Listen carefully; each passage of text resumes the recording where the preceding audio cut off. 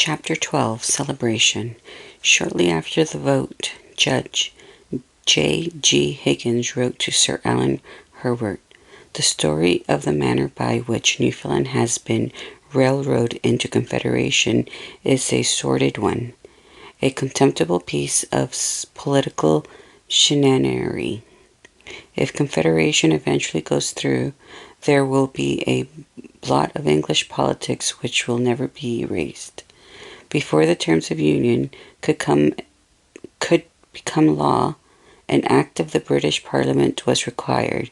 Given the absence of the Newfoundland legislature, one second reading of the bill, Oliver Stanley, the official spokesman for the Conservative Party of Great Britain, noted, "The sole task of the House was to determine whether, in passing the bill, the House was carrying out the will of the people of Canada and of Newfoundland. There was no dispute about the will of the people of Canada, but I regret that matters were not so clear with regards to the people of Newfoundland." He concluded, however, that a rejection from this House might lead to Canada withdrawing altogether from the proposal. It certainly might cause great feelings in Canada as to the extent of interference exercised by this House of Commons with Canadian affairs against the wishes of the people of Canada. However, the extent of interference exercised in Newfoundland's affairs did not seem to matter to most British parliamentarians, any more than did the wishes of the Newfoundland people. Canada's pride trumped Newfoundland's rights. It was left to Sir Alan Herbert to speak for Newfoundland in the only parliament other than Canada's that voted on the Union. This House, without prejudice to the merit of the proposed union of the Dominion of Canada and Newfoundland, is not satisfied that the procedure preliminary to the introduction of this bill has been constitutionally correct and just, is not persuaded that the will of Newfoundland has been established or clearly and unmistakably as it is necessary for a surrender of sovereignty and a lasting change of status, and observing that the terms of union have been debated in the Canadian Parliament for a fortnight, but have not been debated in Newfoundland at all, declines to approve the agreement until it has been considered and approved in the legislature of Newfoundland, and an address presented to His Majesty in accordance with Section 146 of the British North American Act of 1867. In support of his claim that the Canadian press also disapproved of the process, he quoted from the Globe and Mail, "The procedure by which it is now proposed to unite Newfoundland with Canada, it is quite clear, violates the British North American Act.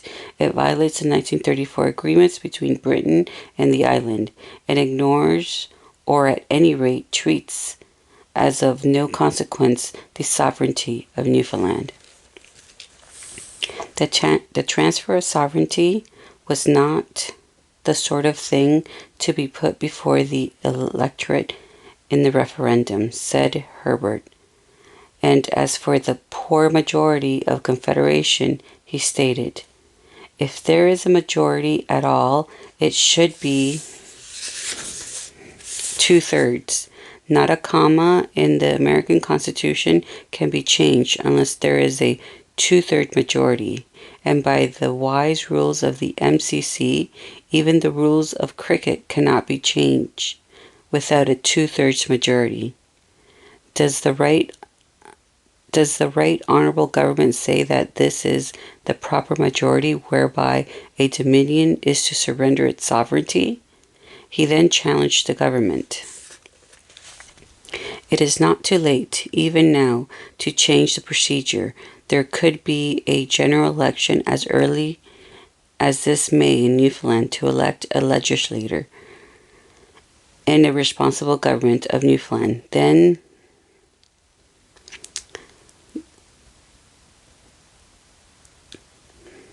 they could go to Ottawa and sign new terms of union, provided, of course, that the supporters of Confederation obtain a majority in the legislature. On the other hand, suppose that the Federationists, can't pronounce that one, it's Federationists, do not win. I believe that the fear that this might happen is at the root of the bill, and I should not be surprised. Then responsible government will win. The Newfoundland will show that she is capable of running herself forever. So far as I know, her dollar situation is a damn sight better than ours. She has a secure market for her forest products and her fisheries. Labrador may become another Alaska because it has the largest iron ore deposits in the world waiting to be exploited. And they will be a terrific thing. However, whoever runs them, Labrador will be an old age pension for Newfoundland for a very long time. That is what I suggest. For the life of me, I cannot understand why even now the government cannot say that this is the best way to do the business, and why they cannot do the simple, honorable, and constitutional thing. Sir Allan had fought diligently and passionately for Newfoundland's constitutional rights in the British Parliament for almost the entire period of the Commission of Government between 1935 and 1949. He had come to love the country and its people, whom he praised as the best-tempered, best-mannered people walking. His affection for and dedication to Newfoundland is clear in his closing words. I have done my best for these people, and I can do no more. But I do say this, if the policy of this bill prevails, I for one shall not be sorry to go out from a parliament which can so affront and proud, dignified, loyal white people and the good name and honor of my own beloved country. In St. John's, 3 former members of the House of Assembly and 3 former members of the Legislative Council, including Judge W.J. Brown of St. John's District Court and S.J. Curry, publisher of the Daily News, took out a writ in the Supreme Court against the members of the Commission of Government and its chairman, Governor Gordon MacDonald, claiming that the steps taken by the Newfoundland government to pass the National Convention Act of 1946 and the Referendum Act of 1948 were unconstitutional and illegal. The suit was heard by Justice Brian Dunfeld, who rejected the claims. Similarly, Justices L.E. Emerson and J.A. Winter, both former commissioners, rejected the claim on appeal. The appellants were granted leave to take the case to the Judicial Committee of the Privy Council, but the British Parliament acted to transfer Newfoundland sovereignty to Canada before the case could be heard. The House passed the act, but not without much anguish and even resentment. David Gammon, an expert in imperial affairs, charged that the government had landed the House in an absolute awkward and unedible position. As it is, the bill will leave a very nasty taste behind it. In January 1949, Major Peter Casson wrote to Louis St. Laurent, the new Prime Minister, I reiterate my statement that your government has been in collusion with the British government and the Commission of Government in Newfoundland during the past few years in order to bring about the Union. I repeat that both yourself and Prime Minister King have acted dishonestly in this whole manner, and I leave it to history to confirm this statement. But nothing now could stop the machinery of empire. As the great day for transition from one empire to another drew near, Paul Bridle worried that the mood in St. John's was less than celebratory, unless Joe Smallwood plans to have some celebration on April 1st, which I hope he will not do. The position will be that April 1st and succeeding days will pass off quietly, and the transition of Newfoundland to a province of Canada will be brought about so quietly it will hardly be noticed here at all. Sir Alexander Clutterbuck, the British High Commissioner, who had long experience on the Newfoundland file, thought ever optimistic, was not a sanguine in the short term.